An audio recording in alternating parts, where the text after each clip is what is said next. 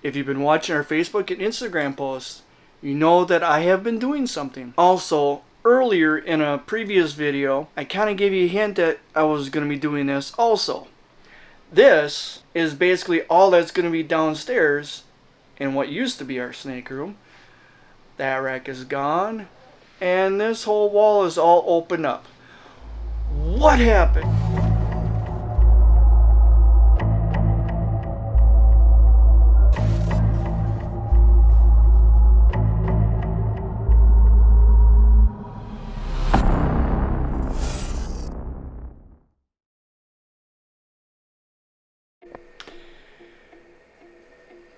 Does the background look a little different?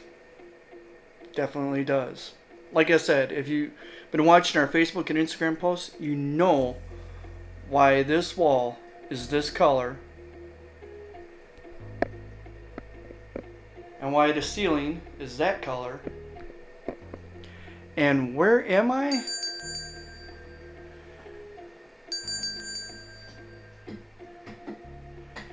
I am in the new snake room. Indeed.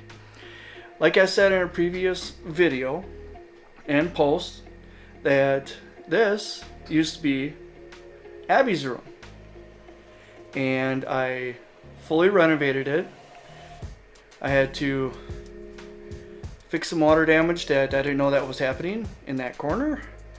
I painted all the walls a much more appropriate green, especially because it's the green of our logo.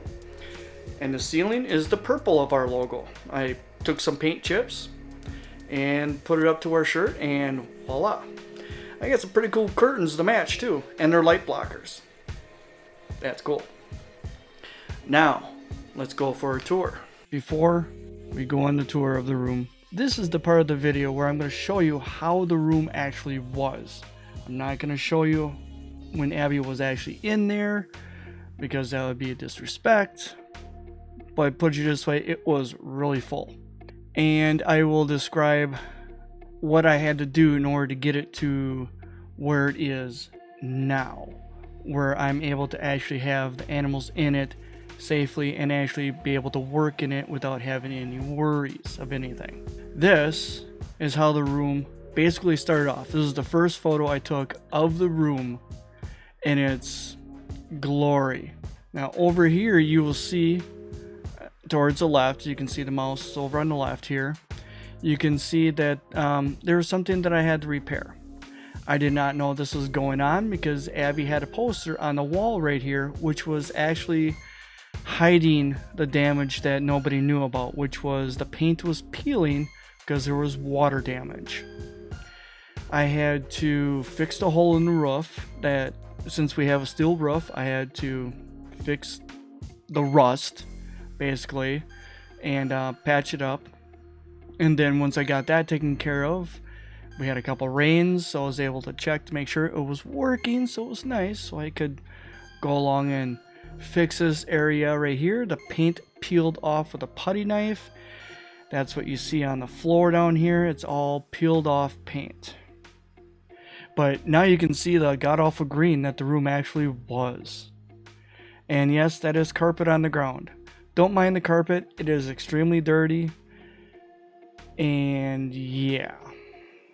As you can see, I fixed up the area real nice. This is a layer of primer. But since I had a whole gallon of primer, I decided to put at least one layer of primer on all the green so I can at least have a more even tone of the green that I want to put over top of it. Because I wasn't 100% sure if the green that I was going to put on top of it was going to actually cover in one coat, or if it was going to look different going from white to green as a base coat. So I just put a base coat on everything.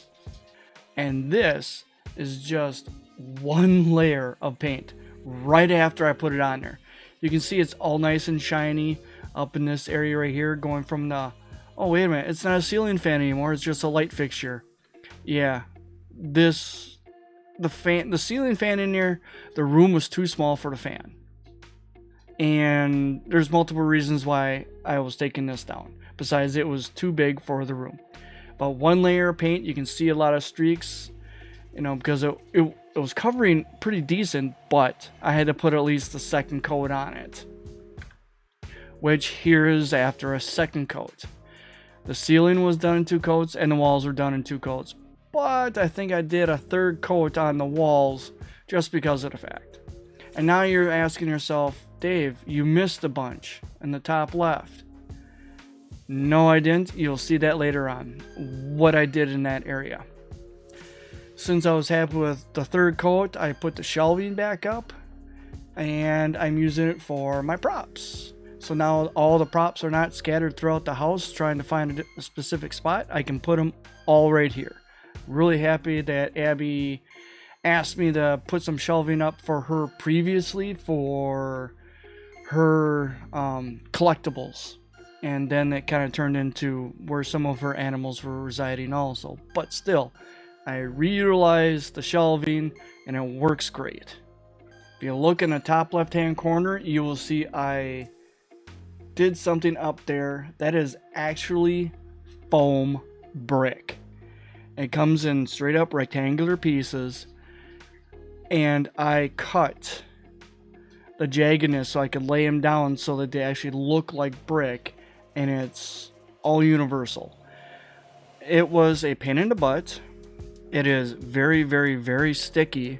So on the top, I put the trim on the top first, and I left the bottom completely open so I could put this piece of trim over top of the foam to make the edge nice and straight without having to worry about fitting it in between the 2 pieces.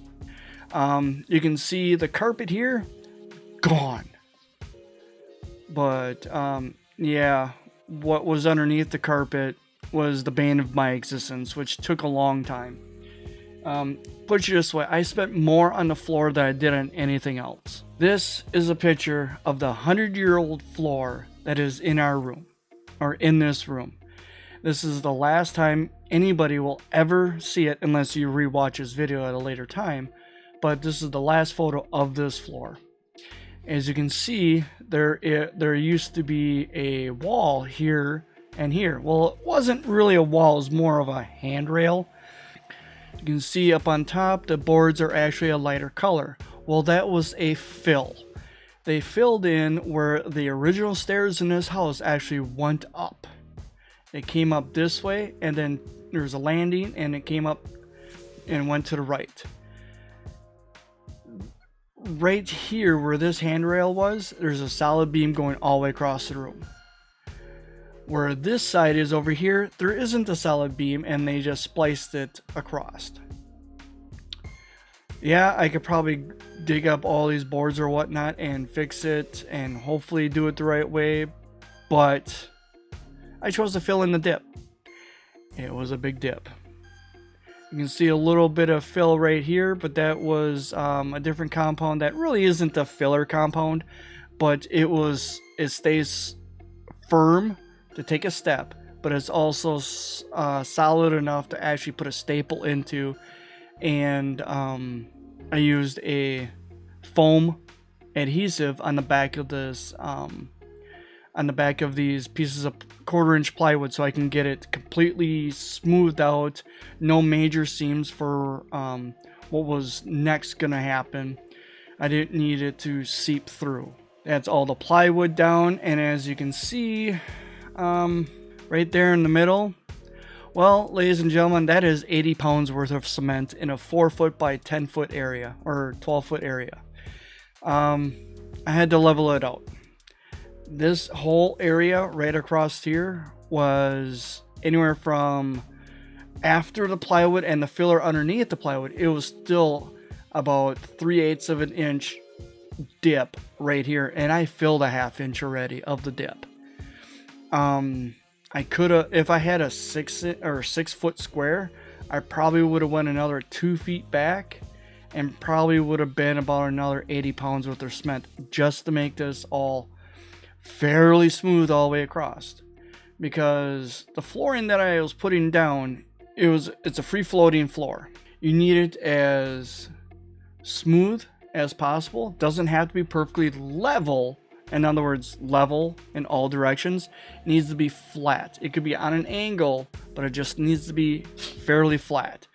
And that area is basically my main walking area. So I had to make sure it was working good. And now you can see the floor. I don't think I showed the floor when I was doing a little room tour, so I apologize to that. But this is the floor that I installed. I threw a little bit of plaster to fill in the little minor differences in the concrete. So it's a real thin layer of plaster. With this type of floor, it shouldn't have any issues. Everything is very firm. The subfloor is stapled on every one of those X's, and it's foam.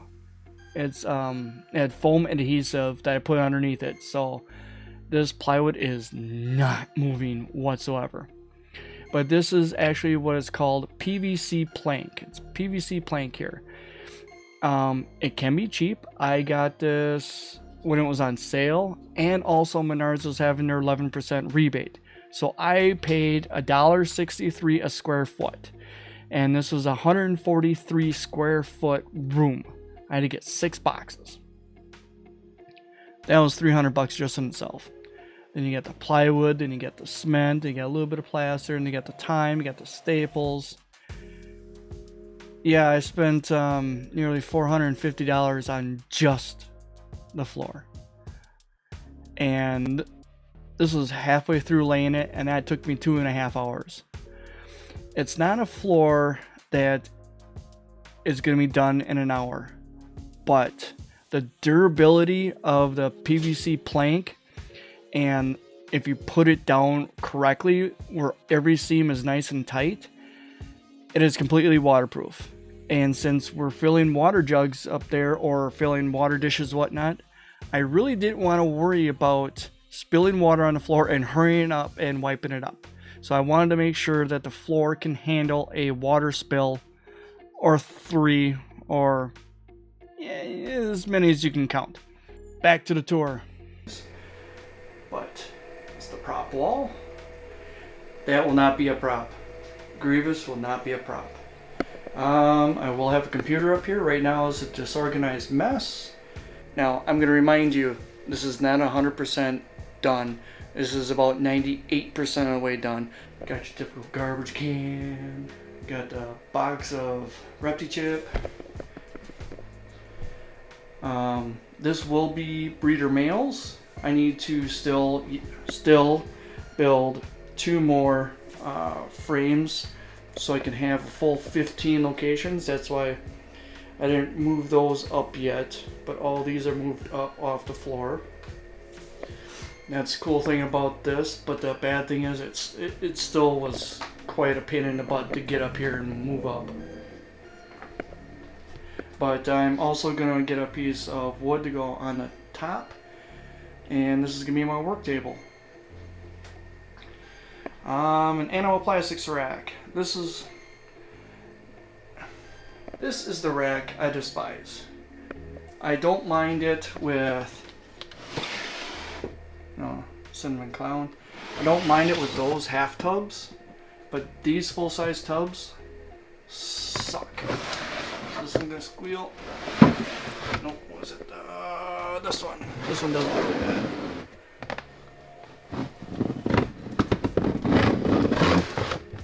That's what I hate about it. Because these have a tendency to sag a little bit, and it catches on these.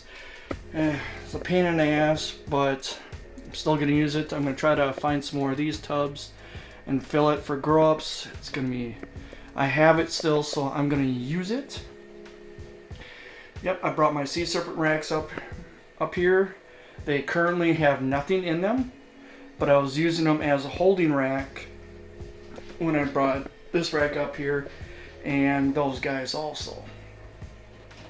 Then you got the FB7010. Now I had to, it was weird, I brought it up into a different area. I had to double check my temperatures. Now I had to have the top at 93 and the bottom at 100 in order to have inside the tub at 90 degrees. And then we have our next level displays, FB40 racks. I will be making a video on these racks. They're very nice. And it's nice you can buy them as stacks of 5, and yes, they do stack. The kind of cool thing is he made some changes to the manufacturing of the rack, and they still stack on top of here, but they fit a little bit. I think they're a little bit longer. But I will see him this coming weekend to verify that, so I can add it to the video I'll probably do on these racks. Can't forget about my storage for cleaning supplies, and yes, I still have to put the vent on the register yet. Cleaning supplies and a fan to keep the air moving in here. That is actually a DC fan, and you actually cannot get them anymore. Granted, I got that 5 years ago, but it pushes at max 900 CFM, and that's only using 14 watts of power. 900 is way too much for this room. Right now I have it basically on the lowest setting, so it keeps the air at least being moved in here a little bit. I have one of these in here. This is not a sensor push. It is similar. I'll put a link up to the top side over here to the video that I did for the Aquaria system. Aquaria, I think it's Aquaria. It's hard to pronounce. You'll understand once you see the spelling of it. I have one of these in my incubator, and this is up here in the room so I can keep track at the temperature of this room, which the ambient temperature in this room is 76, which is surprising because the house is set at 71, but I have the butterfly vent turned off downstairs, so there's not a whole lot of AC that comes up here, and the humidity is about 50%. That was after a whole day of everything being up in here. That actually might be the background on some of our videos nowadays, because I might be doing a bunch of videos up here, because I plan on having things stationary where they're not in the way of the rest of the family as they live their life. It's going to be beneficial mainly because it's not in the way of everybody else in the house. And that's a big plus. I can do things up here, and I can leave them sit, and not have to worry about being in the way of someone else trying to go out to the garage or use the computer. Main reason why I'm going to have a computer up here is because this is where I'm going to edit the videos too. So if my wife wanted to use the computer downstairs, no problem with that. It only took me 21 years of raising a child to be able to have an extra room for reptiles. Granted, we've only been doing reptiles for 5 years, but still, that's not the point. I'd like to thank all you guys for joining us on this little adventure. Finally have my own snake room, and it's going to be totally worth it. If you're able to, definitely try to get a area in your place that is completely out of your daily living pathways, because it makes a big difference.